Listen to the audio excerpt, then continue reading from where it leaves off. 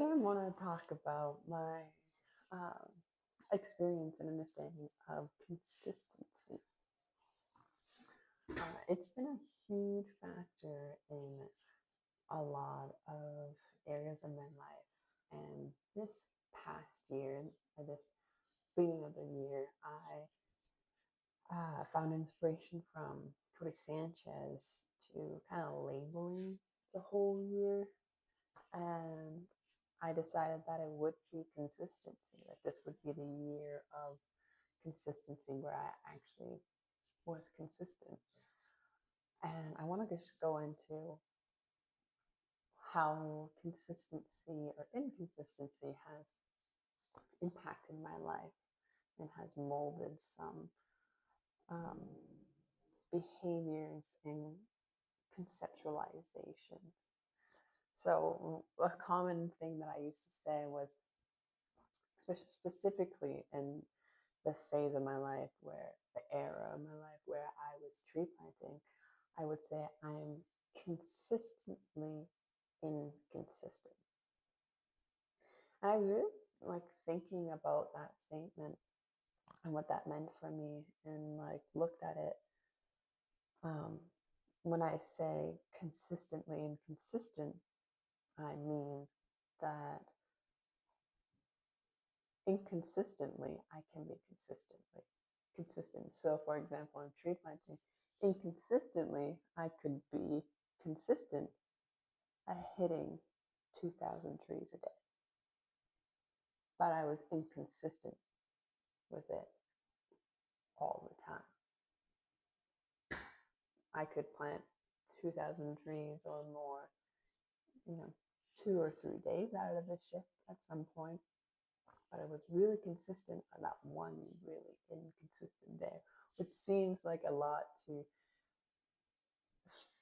it sounds like a repetition of the word consistent. But I was consistent at being inconsistent, meaning there would continue to be a day or two where I just didn't do the numbers. I was consistent in being inconsistent. Oh, um, and so I was like reflecting like that on that. I was like, well, when did that start? When did the inconsistency start? Because growing up when I worked, like I was consistent. I worked, the weekends, or I would work long days through the summer and multiple days through the summer, and I was really like consistent in getting things done. And that's obviously in one realm of the bit of working. There's tons of other realms of like, was I consistent in my friendships? Was I consistent with myself? Was I consistent at home? Was I consistent in my school life? Like, consistency doesn't just show up in one aspect of or one area of life for me. It umbrellas over everything. Um, so now, like, where I'm at is I'm working really hard on creating something right now. And it requires an abundance of consistency. It requires to sit down every day and learn something new. It requires every day to step out of that comfort zone of speech. Like currently, I debated doing this and talked about it with my husband on a plethora of different times. However, was always struck with fear of like, oh, what am I going to speak about? What do I have to say? What are other people gonna say about it? Like, what's the legitimate, the logistical aspects of it? And honestly, it doesn't matter what other people are gonna say, and you don't need to think about what you're gonna say all that much, especially in the beginning. The whole point is just being consistent with doing it. Um, And where I'm at right now, it does require a lot of consistency. And I've noticed that for me, that means some days I get to do 6 or 8 hours of work, and other days that means I get to do 1 or 2. Regardless, is that a little bit happens every day. And I've gone through the cycle of, and obviously this is early cycles, but the cycle of like the depth of the depth of wallowing in doubt.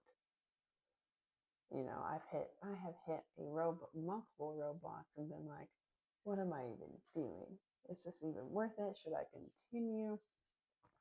And quietly, and I do say quietly, there's a voice inside my head that tells me, keep going. This is temporary. And what will you what will you be proud of more? If you just stopped and quit again, or if you let this moment pass and in 6 months you reflect and you kept showing up, you continued being consistent. And that's something deep inside my head right now, and something that's really being spoken. It's like, continue being consistent. I imagine that if I went down both lanes, and in one lane I decided just to stop, just to accept where I'm at, accept that I will just like be okay with whatever life gives me and mosey on. I imagine that in 6 months I will be looking back and being like, why didn't you continue? If I only continued, what if?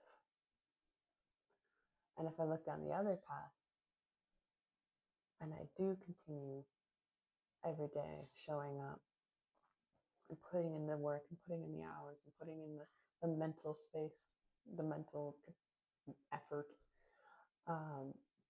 in 6 months, I'll be looking at it from the perspective of like, I'm so grateful that I showed up. I'm so grateful that I continued. Um, I wonder what life will look like by putting in another 6 months of consistency. And I imagine that would snowball into however long. Like, I don't know. Um, I wouldn't want to state anything right now. Consistency has been huge. And also, at what pace can I learn something and apply it is something that it's like, okay, I want to shorten that time period. Because I used to be the kind of person that would consume information in various amounts of topics. And then I would spend a few months consuming, I would spend a few months digesting, and then I would spend a few months putting it to action. And so now I'm trying to reduce that. I want to be able to consume information and knowledge and then process it in a smaller amount of time as required. Because I imagine that it doesn't always happen overnight, and I feel like that's really proven for myself. Like, it doesn't happen overnight. It can, but it hasn't. And then taking that, giving it the action it requires to bring it a full loop, which may be just like cutting out procrastination. Right? For example, if I've got if I'm learning how to properly articulate my words, and I watch somebody or hear somebody, or I reference somebody whom I know speaks very well, rather than putting it off for a few weeks or a few days being like, I just can't do that. That's not me. I would not be able to learn how to articulate my words. I'm going to pull it forward and be like, okay, from now on, I'm going to practice speaking in full. I'm going to practice to slow down and pronounce my words better than I did before.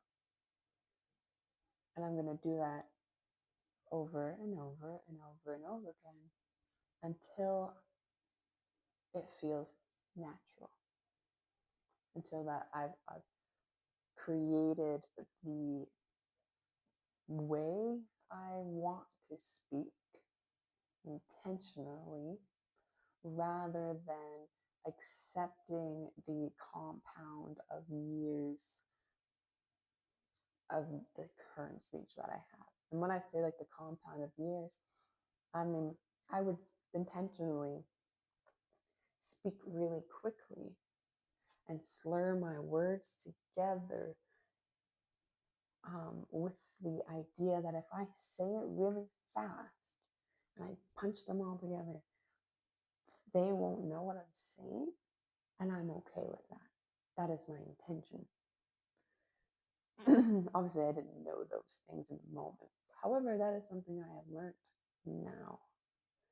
And I can tie that all the way back to doing reading tests as a kid and just like having to go really fast to be at the proper reading level. And, also in the French language, you kind of carry over syllables from words before. However, now I want to be able to speak very clearly and communicate in a way that my words are heard. And that feels unnatural in some ways. It feels like it requires a little bit more effort. And if I just stop, then my speech won't improve. So every day, practicing. And that's honestly what this has been doing. It's only been a few days, like 3 days. However, by hearing my own voice, I've been able to pinpoint, oh, yeah,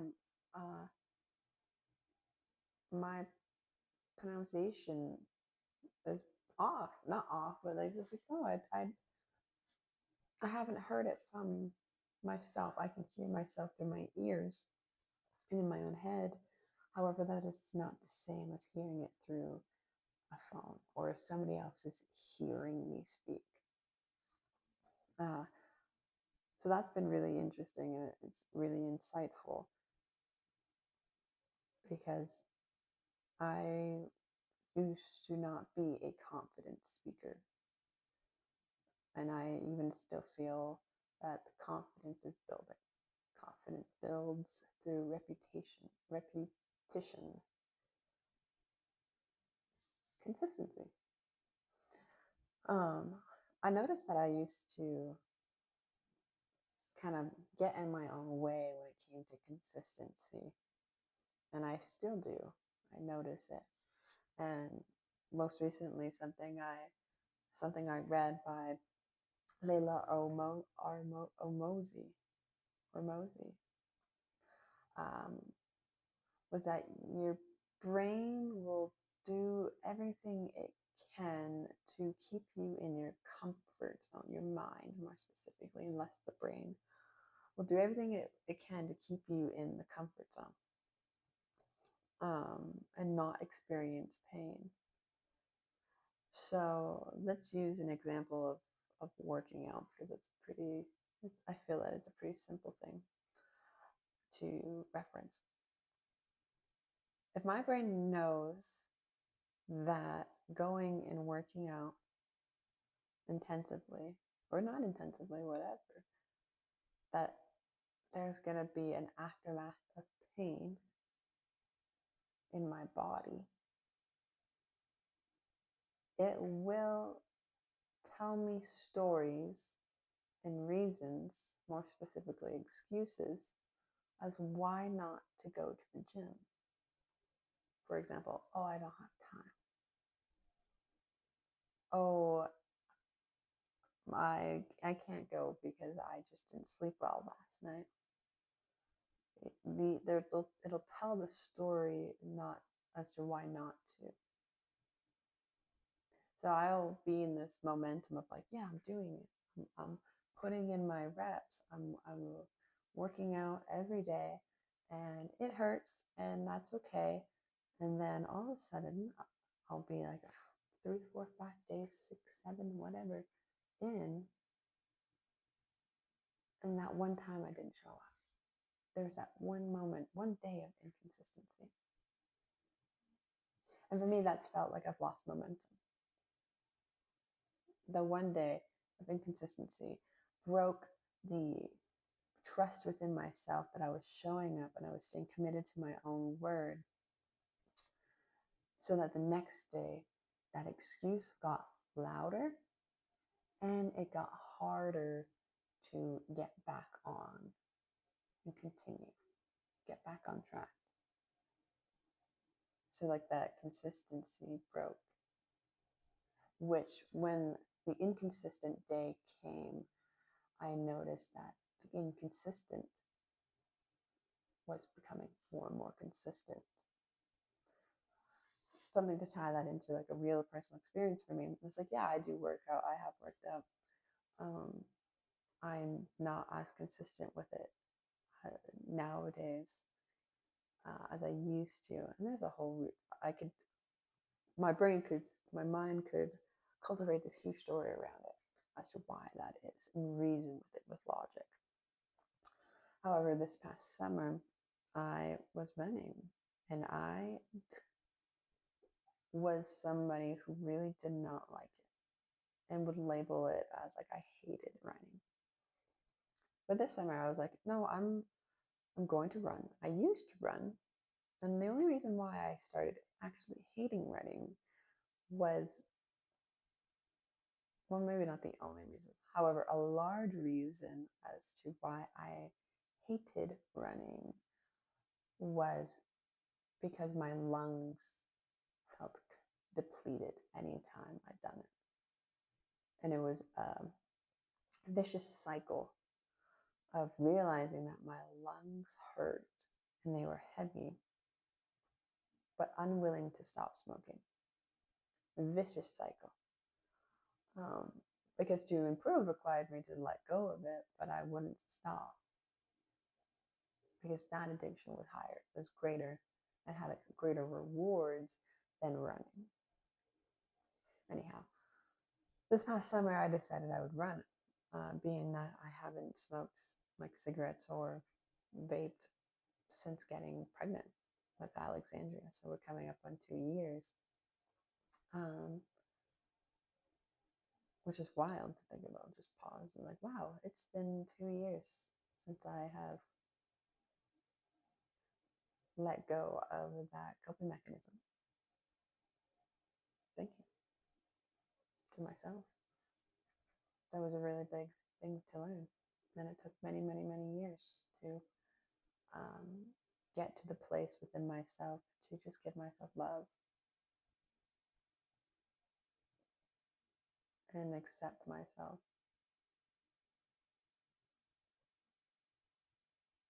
Well,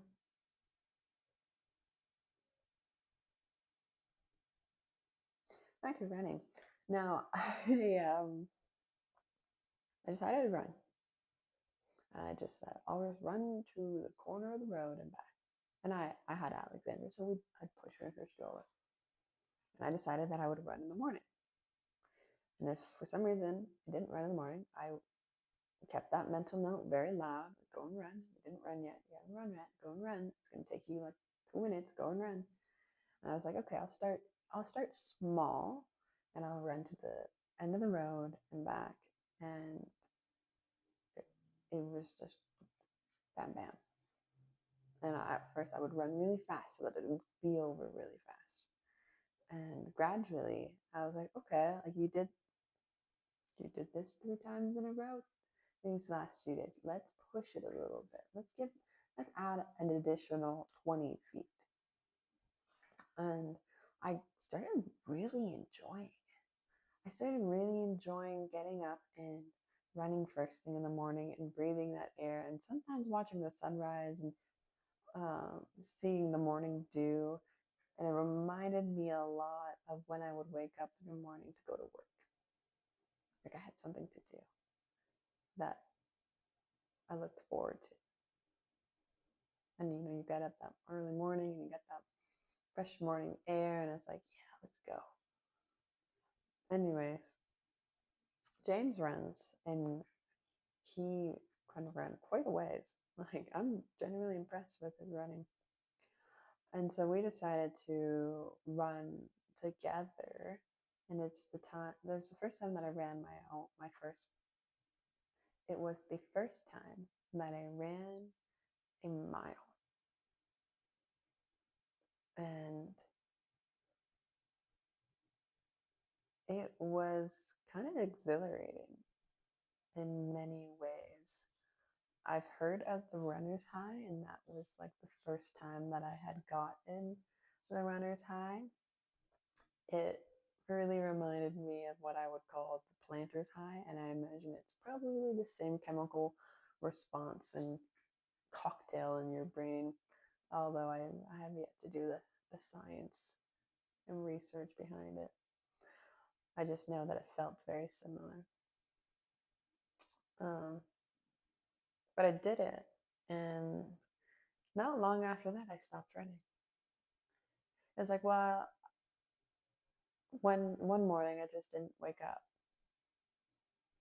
And I was like, oh well, my baby's sleeping, so I'm gonna sleep another hour, and that's okay. Um, rather than just waking up and moseying with my day and getting myself situated, and then when she woke up, go and run. And then that led into 2 days, and then I'd throw one running day in there, and then I was like, this sucks. Like, and then didn't show up the next day, and not the next day, not the next thing, and then all of a sudden I'm not running at all again. And it's been 2 weeks.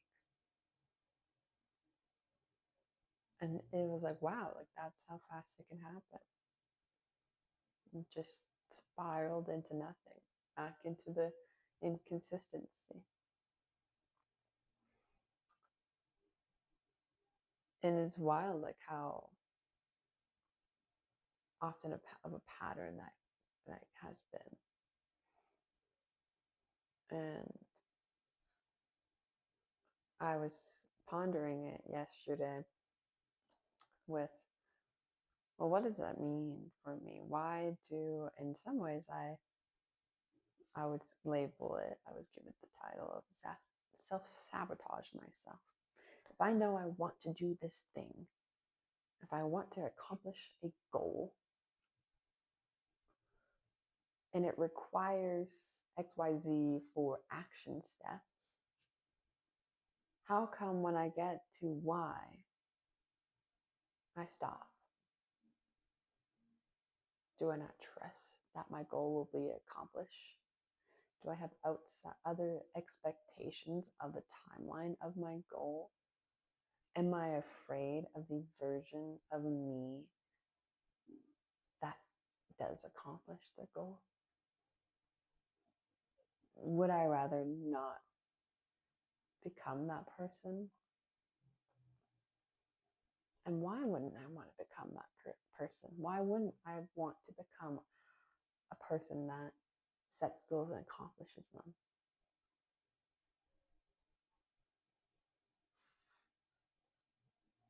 Do I feel validated when I break my own trust? Like validating that I don't trust myself? That belief, obviously. I mean by that. Like validating the belief that I don't trust myself. And I imagine there has, in different moments, been a blend of all of those.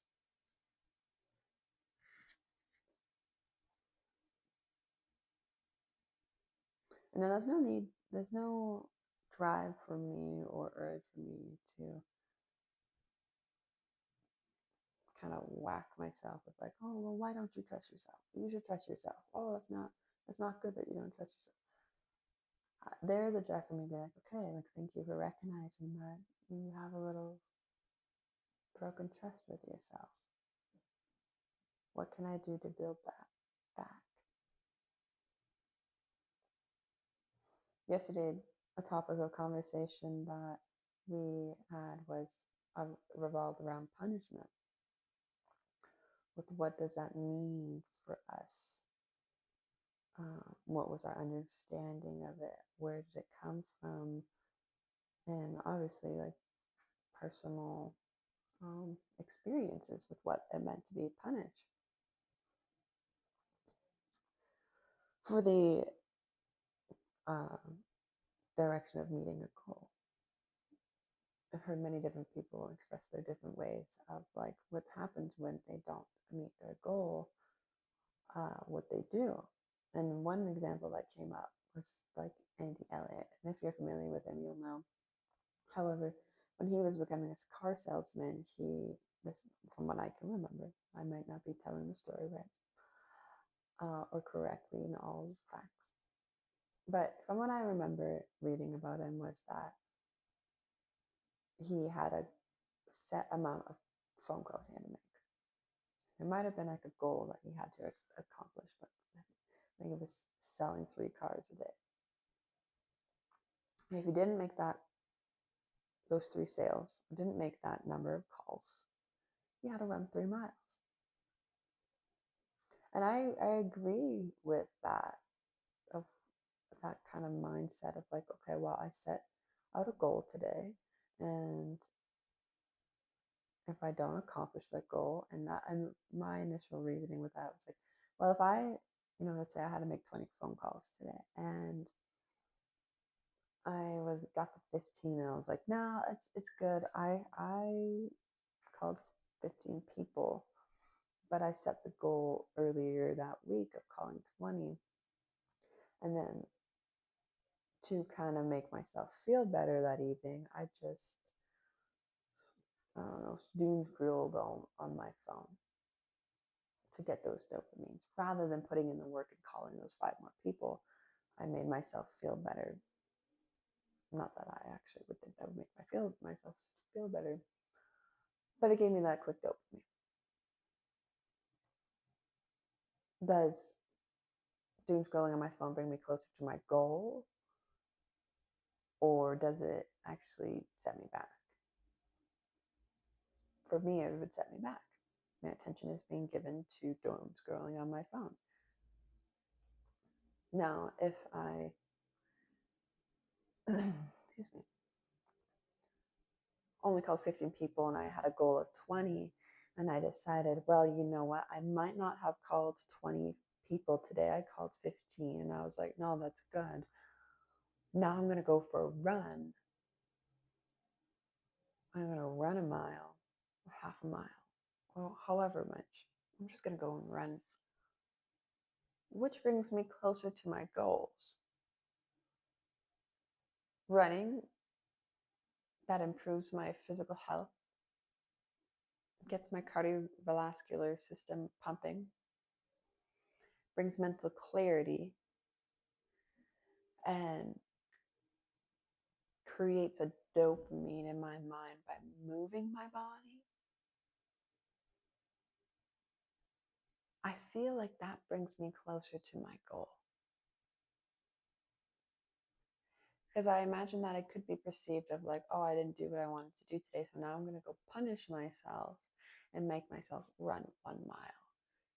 And it's like, oh, bad, Phoebe, you didn't do that. So now you have to do this thing.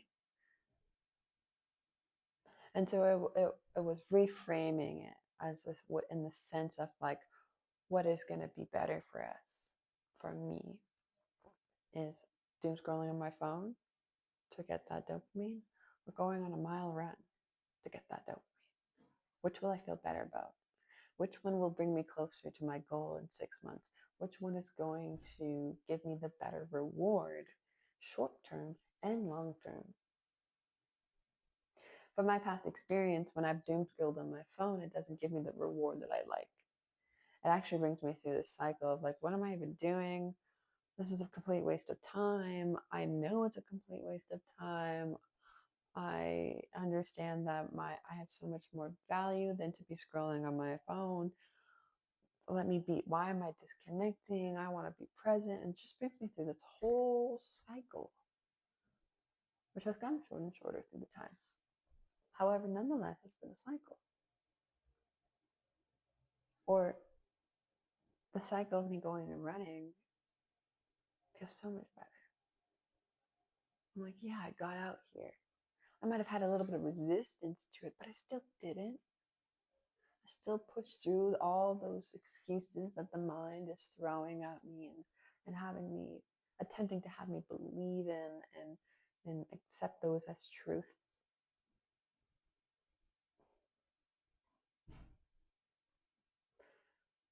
And I find that that's what can trigger the inconsistency.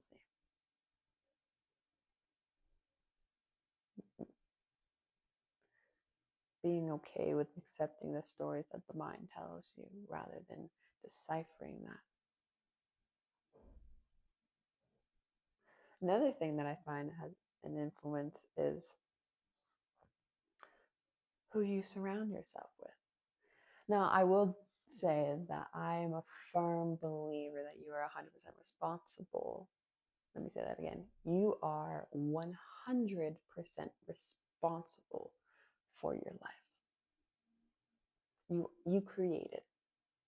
You obviously co-create it. Not maybe that's not obvious. That might have been a little bold of a statement. You do co-create your life from my understanding and my perception.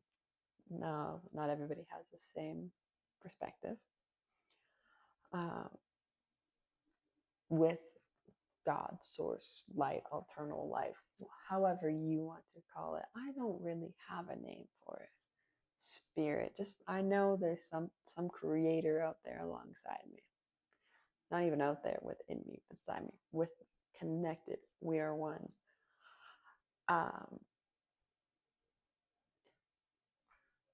You are 100% responsible and you create 100% of your life. So when I say that who you surround yourself with, I'm saying that I am responsible for who I surround myself with. And I'm responsible for any action that I give or don't give when I'm around those people or anybody, right? Those people can be a variety of people. And that might be a variety of different people for who you are, right? Like, I feel that we don't always stick with one group of people because we're not just one kind of person.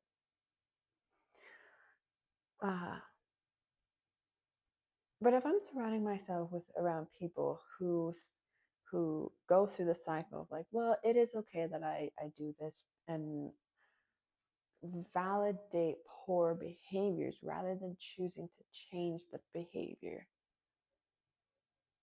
I ask myself, is that going to influence me? Do I have the power in my mind and in my subconscious to not allow that to affect me or influence me? And when I say that, I mean that in the sense of like, oh, it's okay. And if I tell myself the story, I'm like, oh, it's okay that I don't know, didn't brush my teeth today because I know that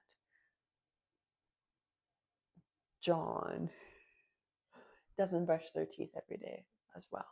So it's okay if I don't brush my teeth every day. Or will I be able to say, no, I brush my teeth every day because I want to brush my teeth every day. And it's okay if John doesn't brush his teeth every day because John's his own person.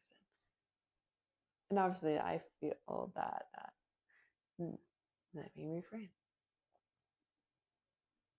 There are layers to that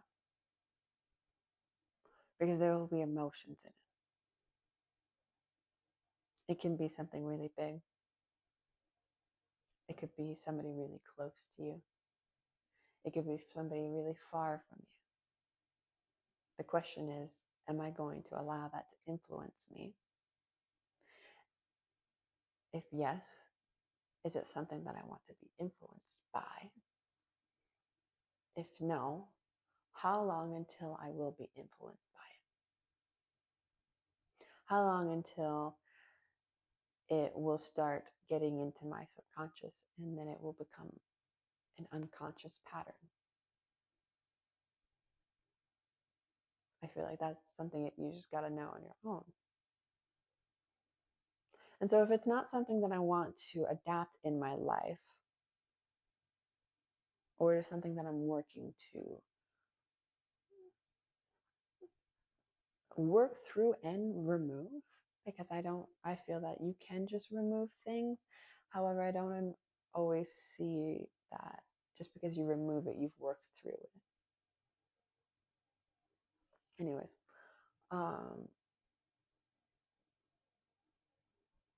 if it's something that I want to remove from my life and I no longer see that it serves me, but I'm consistently surrounding myself with people who have the same behavior, which is why I felt comfortable around them in the first place, because of, well, if you do it, I do it, then it's okay. Like, no harm, no foul. Um,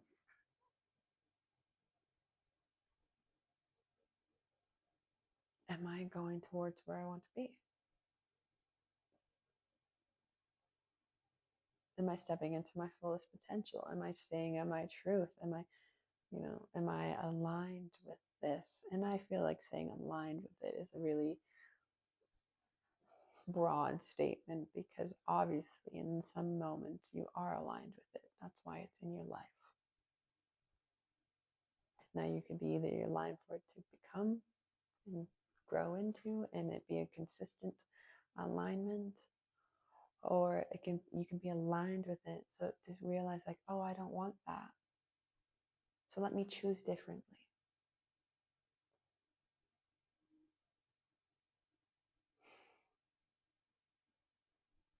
So you can listen to your mind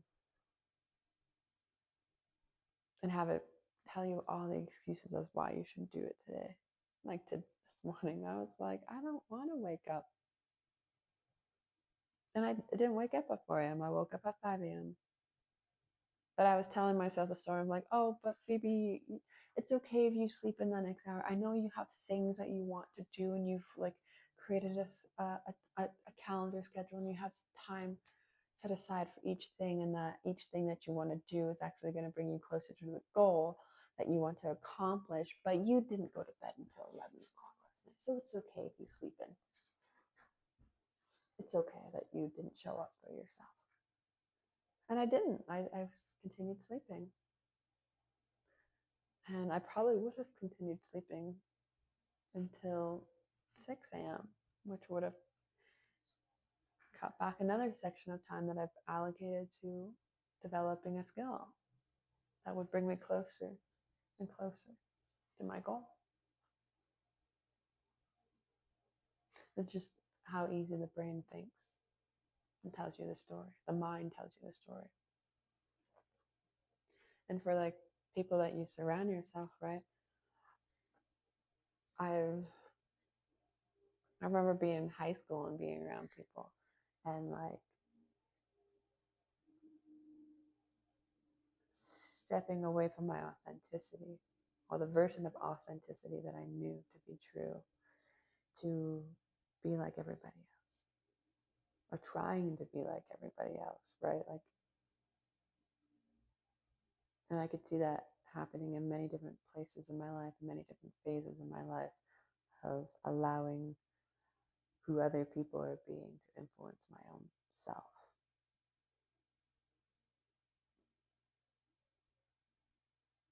Which breaks trust with me internally, which I could even tie it back to consistency.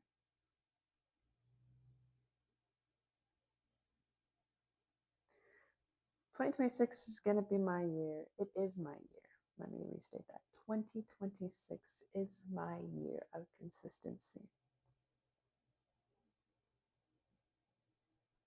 And I'm really excited to see what the remainder of the year has for me.